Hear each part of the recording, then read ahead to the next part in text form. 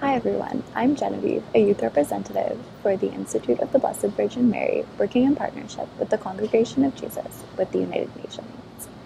For the past 2 days, I had the privilege of attending the 8th United Nations Alliance of Civilizations Conference at the United Nations headquarters in New York City. For a little background, the United Nations Alliance of Civilizations, or UNAOC, was established in 2005 as a political initiative of former UN Secretary General Kofi Annan and is co-sponsored by the governments of Spain and Turkey. It is based in New York, but is made up of a global network of partners, including states, international and regional organizations, foundations of the private sector, and some civil society groups. It was a packed 2 days with the overarching theme of cross-cultural dialogue as a means of conflict prevention. From my brief experience with UNAOC, their focus is on building and maintaining peaceful societies, the idea being that if everyone had more knowledge and respect towards other cultures, many forms of conflict would be avoided.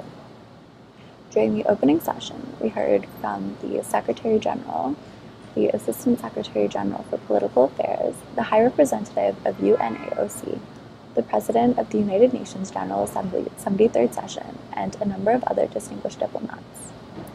My favorite part of the Global Forum was absolutely the Breakout Session panels.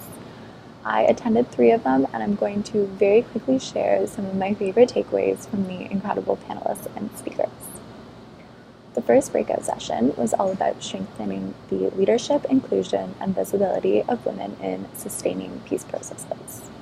Research shows that when women are involved in a peace process, there's a much higher chance of it surviving in the long term. The logic for this is that in too many ways, girls already grow up dealing with conflict and oppression. They know how to negotiate peace because they negotiate their way to survive, for a place in the world, for their safety, for their education, etc.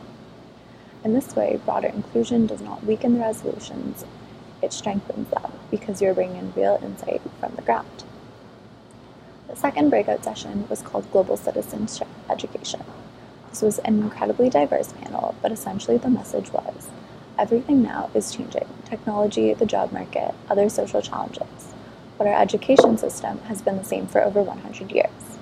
Whether through sports, mentors, or youth policy frameworks, we need to change the way we educate our youth, or in the words of panelist Jose Suarez, develop their competencies and skills beyond their regions so they can respond to tomorrow's challenges.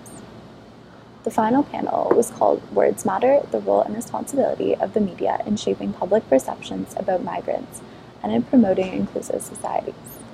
My takeaway is, although journalists can at times contribute to the problem, especially when dealing with misinterpretation, investigation difficulties, and their work being intensely politicized, they can also contribute to the solution by striving for balanced reporting.